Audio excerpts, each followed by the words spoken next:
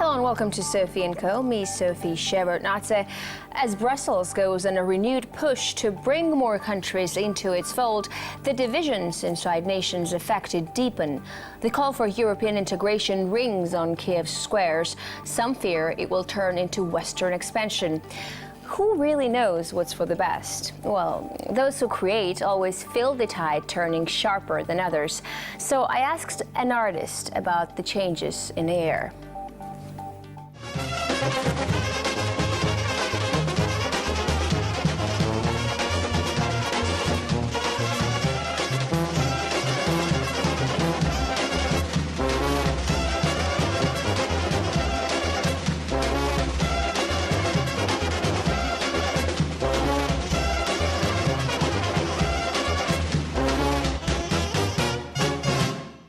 Kusturica, filmmaker, actor, director, writer, musician, you name it, everything. Great to have you on our show today. So, Ukraine has been in the news lately, everyone's talking about it. You have said that Ukraine is looking at a Yugoslav scenario.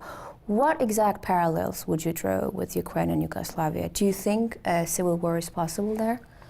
I don't think civil war will come because the question of Ukraine is more a question about who will give more, because I have a feeling that those people who are awakened from their European colleagues, they are much more agreeable to accept some good bid. So this artificial name of what we call today NATO is in fact spreading, or what they used to say in World War I, Drang nach Osten. And now this is very visible that in fact European formally doesn't mean NATO, but in fact it's very much connected. Why I'm saying this? I have example in which, for the strategic reason, Bulgaria and Romania became Europe before even Serbia and Croatia. What is Europe for me? Europe is an old system that gave us Renaissance and that gave us the biggest achievements in the Judeo-Christian civilization. And I am behind this. But each time it comes in a while in the century to the crisis, then there is a formal way to go for the goods which are on the other side. My problem, little bit problem of understanding this, if the present administration with the president is 100% decided not to go to Europe, as they said. I don't know if this is a sincere act of Mr. what is his name, Yanukovych, or is it in fact negotiating, trying to get more from Europe? But the point is, they will never get money from Europe, because Europe cannot give them nothing. They don't have money. They don't have money. And now the question, who has the money? And they all know that Russia has the money, because Russia has the sources in Siberia, which they don't have, for whom Napoleon was coming and trying to get it, Hitler was trying to get it, and even Madeleine Albright said that it's unfair if such a small number of people living in such a great territory. She was in fact thinking that your gas, your oil, and all the minerals and all the stuff that you have over there, it's unfairly not shared with them. But what do you think about the people who are on the Maidan Square? What do you think of them? They look very, very frozen. They are like many other, but I think... but do you believe in their sincere wish to be integrated into Europe? Some of them, yes. I watched the Pankovic, the man who was Nazi and who is celebrating, who is in fact marking anniversary of the death of the man who was a Nazi. So you could have a wide range of different people there. You could have people who really believe when they come to Europe they will have 1,000 euros each for a month. And you have people who are instrumentalized, who are trained. Because when you see Syria, it's very obvious that Syria is not an uprising that came just itself. I've been in Syria, beautiful people, tender people, fantastically cleaned, like never I've seen in the whole Arab and Persian world. And what broke out there is for sure organized. Who does it? It's export of fundamental Islam to Syria. Listen, I'm the victim of fundamentalist in Bosnia. I'm ethnically cleansed from Sarajevo, like 150, 200,000 Serbs from there. And I know what it is. This war was always the one that was attracting people who didn't want to fight. In fact, he is a fundamentalist. What do you mean attracting people who didn't want to fight? Because everybody likes to live in a good society in which you could meet a friend, drink coffee with Muslims, speak about theology with the Orthodox, speak about electricity about Nikola Tesla and many other issues. When one nation is concerned, it's always less attractive. So Sarajevo was multi-ethnic. Today, as much as I was fighting for Yugoslavia to stay together, part in which I'm active, which is called Republic of Srpska, I think it's time to try to live alone, to use and to choose self-definition as the issue of self-defense. Because if you are sharing space with somebody who tells you that Muslim ideology will win in the end, in between Catholics and the Orthodox, the future of the state is not guaranteed. But I want to get a little bit back to Sarajevo since you brought it up. You talk about it all the time, it's in your films, you write about it, you even say that you dream about it. You've never been back. What would happen if you went back to Sarajevo? The problem is that I'm emotionally blocked because most of the people who I love, they died naturally in the war. Sarajevo is ethnically cleansed city in which 95% of people are Muslims. Sarajevo was constituted from at least 150, 200,000 Serbs were pushed out. It sounds paradoxical. The city was closed by Serbian troops around the hills. But most of the people who were civil, as we say, Europeans, like myself, I consider myself European, they were pushed out. So when I think of going, once I was dreaming, I was in the car hiding myself. First of all, because of the fact that I was raised there, I made 2 films over there, and I was, I would say I started living there, and started living it means opening spiritual and other processes. So one could say, how come this guy doesn't want to go there? But I am absolutely scared that my disappointment would end up in kind of existential story of Jean-Paul Sartre, in which if I would have gone there, I would walk, and if nobody kicks my ass, I would be probably leaving it without one single emotion. City is who is there. When you go in nightline of Moscow, you go to the place where you find people, because the crowd is not something that interests you. And this crowd has been changed socially, religiously, intellectually, and it's, for the last 20 years, it's built up another system of values in which I do not fit. But your story is also like a typical story of a representative of a lost generation. The breakdown of Soviet Union also. Do I look like a lost generation? No, but Hemingway style lost generation. Yeah. So, you know, Soviet Union breakdown people went through that. I mean, I'm a little younger, but I also feel lost, you know. I don't have that strong sense of belonging to one country or another, because I'm Georgian, but now I live in Russia, and I was born in Soviet Union.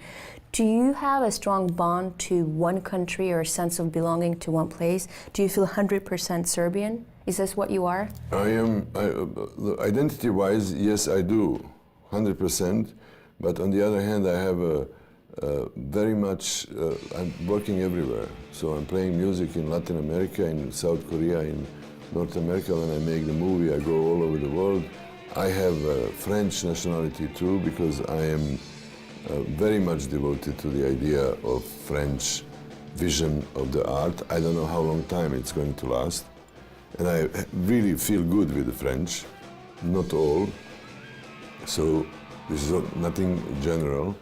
But breakup of this kind of big countries, even Yugoslavia was big, is making, I would say, consequences which are absolutely difficult to carry on. Because once you were growing up with a national team in handball, winning a championship with Croats, Macedonians, with everybody around you, and apparently now they are in fact your enemies. This is what, for one life, this is what does not fit into one single human life. Well, we'll be back with Emir Kusturica after a short break. Stay with us to hear what he thinks about the future of Europe and how to balance artistic freedom with political conservatism.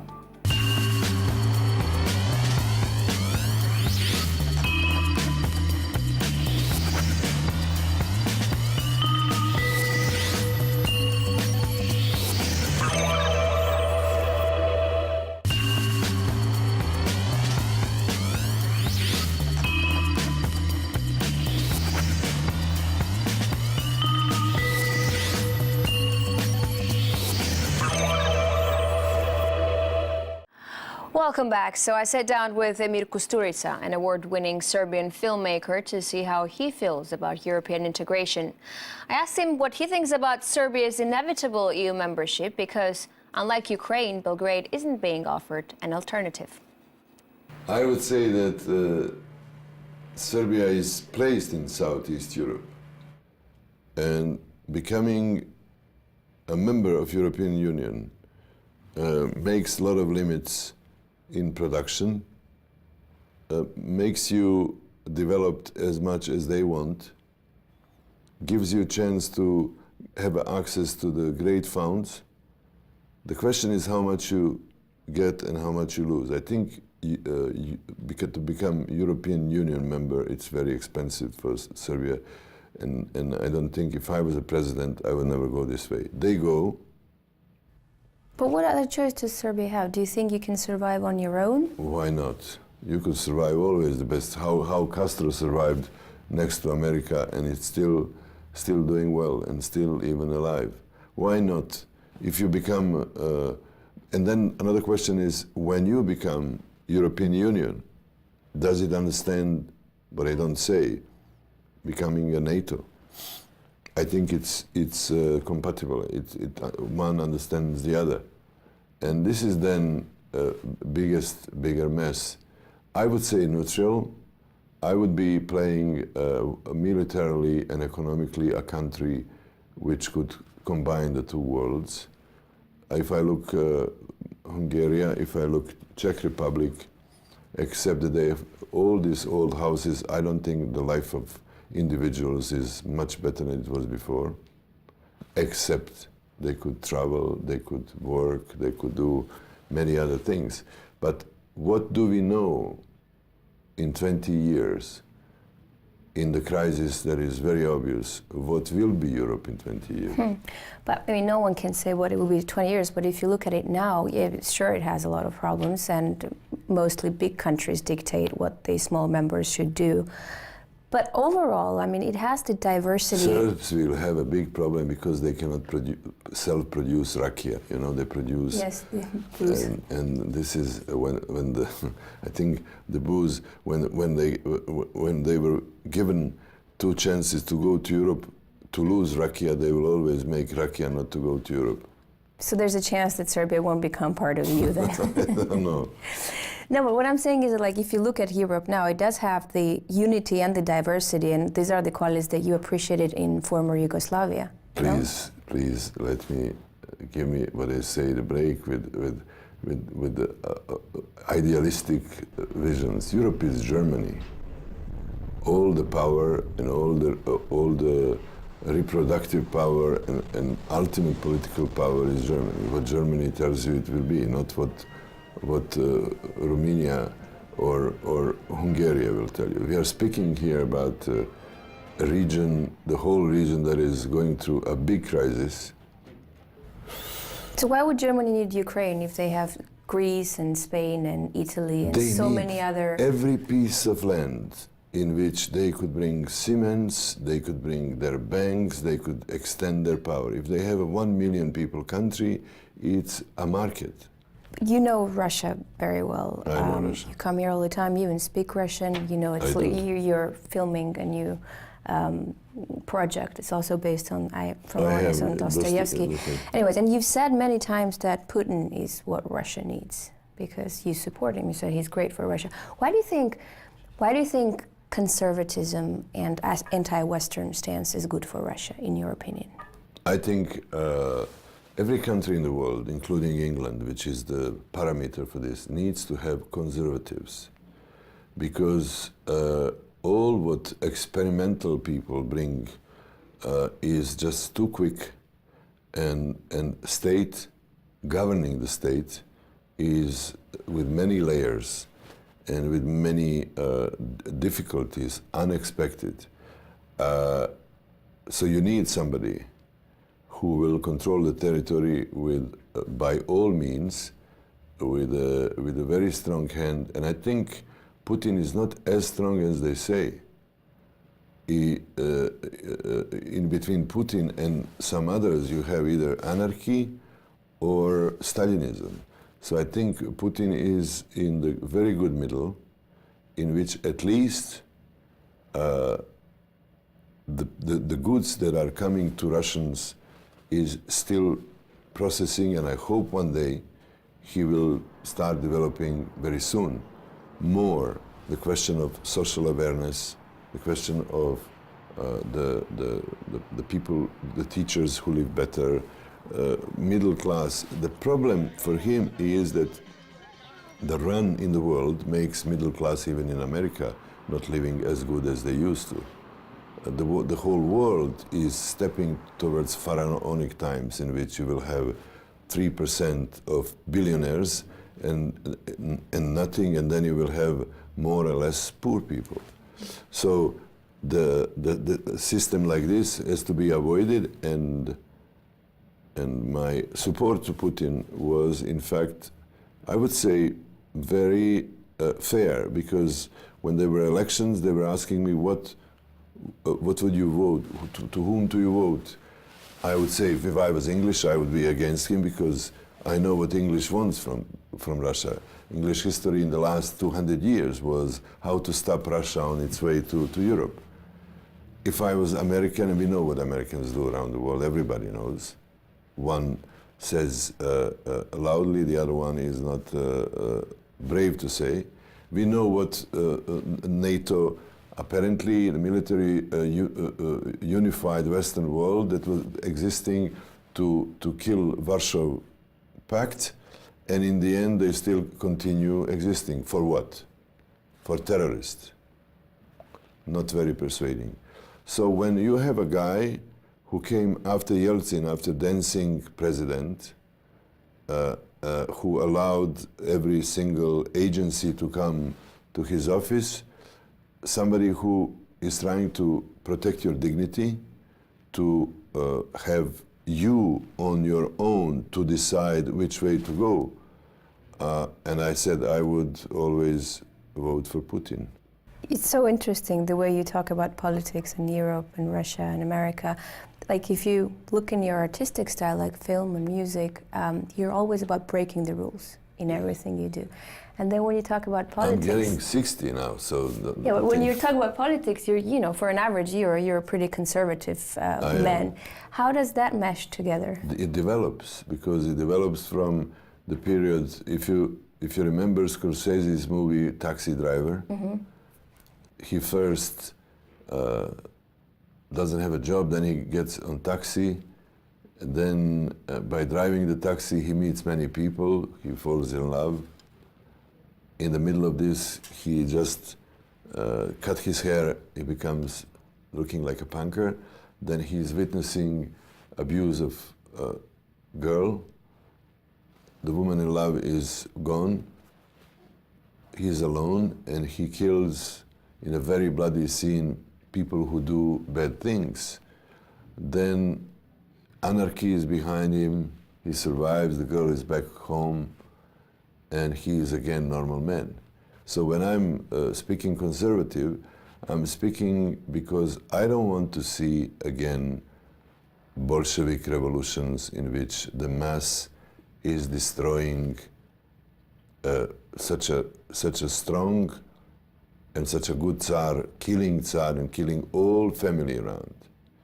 I don't believe that this is the way to do things. I'm always today more for evolution than revolution. But I could be still a revolutionary on the other side, because don't tell me that people in Maidan are bringing good stuff for Ukraine. Because today in breakaway Yugoslavia, in each republic, they have a great memory of the past, and they all say, we lived much better before than we live now. And they say, how come you're now in Europe? We don't know, but it was much better.